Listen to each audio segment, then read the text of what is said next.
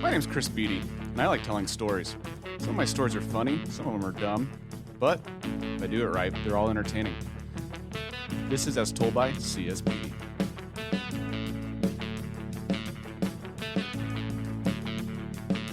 This story is about the two monuments to the fact that Grand Island, Nebraska exists: Tornado Hill and the Grand Theater.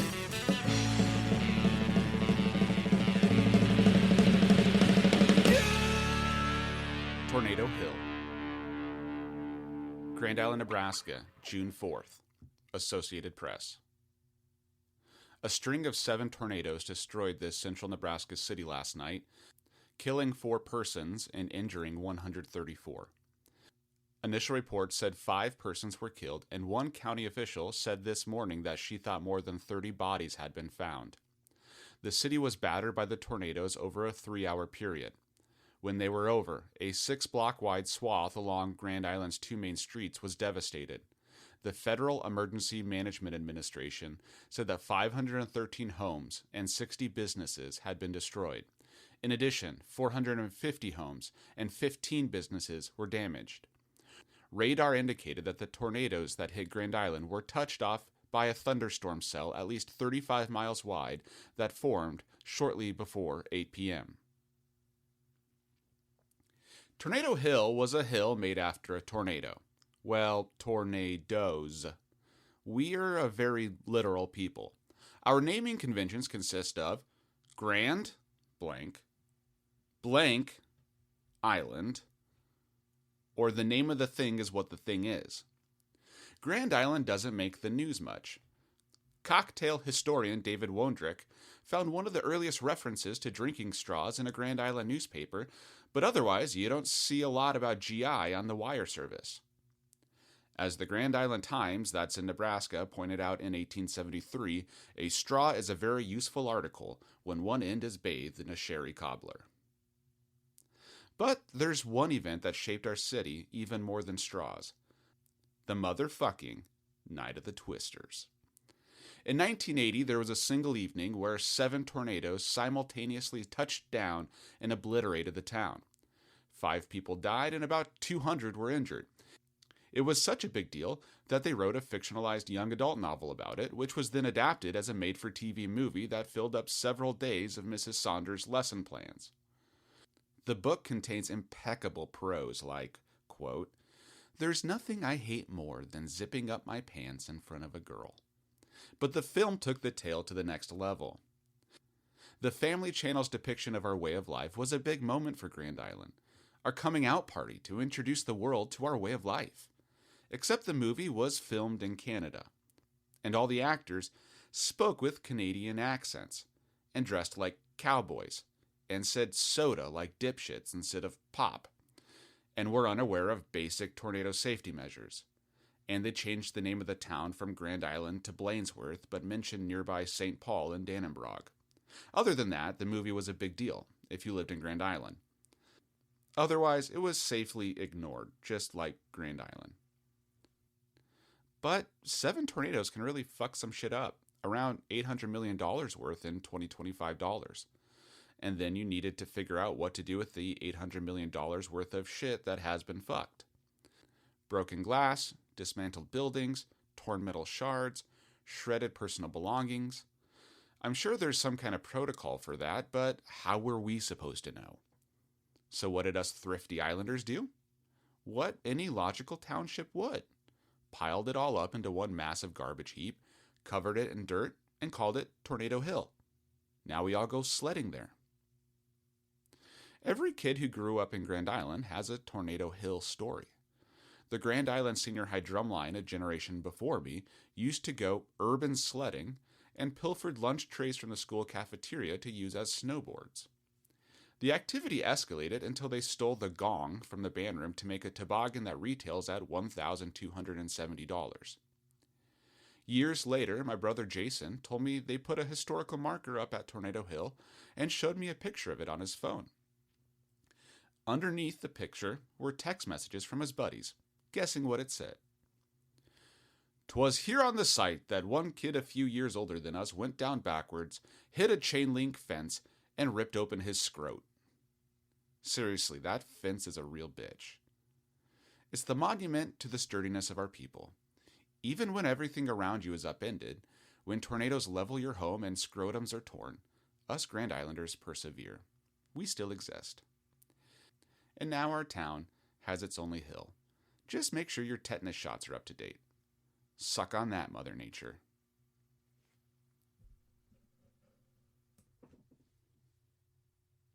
The Grand Theater. That's the way of the world, of course. Possessions get discarded, life moves on. But I often think what a shame it is that we didn't keep the things that made us different and special and attractive in the 50s. Imagine those palatial downtown movie theaters with their vast screens and Egyptian decor, but thrillingly enlivened with Dolby sound and slick computer graphics. Now that would be magic. What a wonderful world that would be. What a wonderful world it was. We won't see its like again, I'm afraid. Bill Bryson. Downtown Grand Island is an 8-block stretch between the YMCA on the east and the Salvation Army on the west. The main drag is West 3rd Street, though the only GI street name I knew was Capitol Avenue. My mom liked to tell the story about how it was named after the false hopes of some speculators who thought Grand Island would one day replace Washington, D.C. as the nation's capital. I didn't realize we had a downtown until my dad pointed it out while I rode with him to the post office. Not coincidentally, the strip runs parallel to a prominent stretch of railroad tracks where hobos once jumped off rail cars to frequent GI's bustling red light district.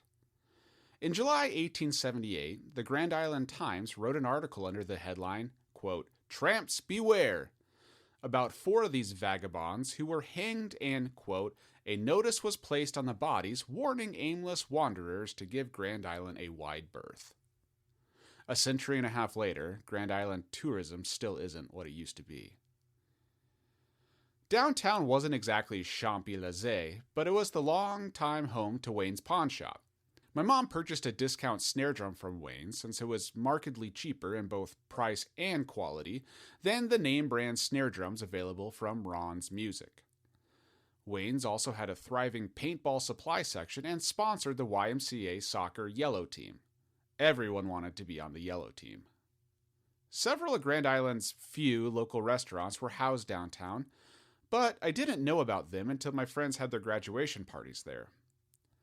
Despite eating out every Sunday after church, my family was most comfortable at Chains and, pending the health of our gastrointestinal tracts, occasionally Coney Island. There were a couple of reasons for the Beatys to venture downtown, though. Since I was the 4th Beaty child in the Grand Island Senior High Marching Band, we never missed a Harvest of Harmony parade. Kevin marched in the 1996 edition when a Guinness World Record was set after 130 marching bands participated in the parade. But the main reason to go downtown was to see a movie at the Grand. The Grand Theater, sometimes theater, is an homage to the desire for nothing to change and the pride we take in ensuring that it doesn't. The theater was a classic single screen with balcony seating, a curtain, and Art Deco decor. The original theater opened in the 1920s, but after a fire it reopened on May 7, 1937. For a while, they required everyone to sing God Bless America before the movie, and in 1940 they showed an, quote, educational sex film that had separate showtimes for men and women. The women got 2 showtimes, the men only 1. Otherwise, not much changed from 1937 to 1999, when Lewis and I started watching $5 kid matinees each Saturday during summer break. The theater was gorgeous, preserved in time, the way only a small town downtown with no pressure to modernize could. The Grand was a downtown fixture until a new set of theaters opened where horny middle schoolers could feel the thong straps of their classmates. The only problem was the mall the new chain moved into already housed a theater chain. So, for about 6 months, the Conestoga Mall had 2 competing movie theaters. We liked the fancy new one better, but we couldn't bear to see anything happen to the old one. We mixed up which chain we went to, but the new sexy theater gradually won out, forcing the hated Conestoga Mall roommate to turn into a mini golf course and eventually shuttering our beloved Grand. See what happens when you change things? Grand Islands don't usually get worked up. We don't really pay close enough attention, but this was too much. We must continue to exist. The Grand must continue to exist. As it turned out, going out of business was the best thing to happen to the historic theater. The other downtown business owners, diners, clock repair, furniture stores, quinceañera dress shops, rallied together, established a nonprofit, purchased the building, and then turned it into a second screening dollar theater. The concept proved so popular that donations to preserve the Grand exceeded what was required to keep the theater operational. So the nonprofit dumped truckloads of cash into restoring every possible surface to its original pre-Depression era state. The whole community was engaged, and to this day, the theater is one of my favorite places on earth. Also, their popcorn is good. Grand Islanders don't need anything new. We're just fine with the way things have always been. As Told by C.S. Beaty is written and produced by Chris Beaty. This episode about my hometown of Grand Island, Nebraska, was an excerpt from my memoir about being a loser in high school, titled, you guessed it, Loser. If you want to listen to more chapters, I have a few on my website, csbeaty.com. But better yet, read the book! It even comes with pictures that I paid somebody a shit ton of money to make for me. To download the entire audiobook, also check out csbeaty.com/loser, or ask your library to buy a copy. They'll do it if you ask nicely. Signing off from the greatest city on earth, Omaha, Nebraska. Sorry, Grand Island.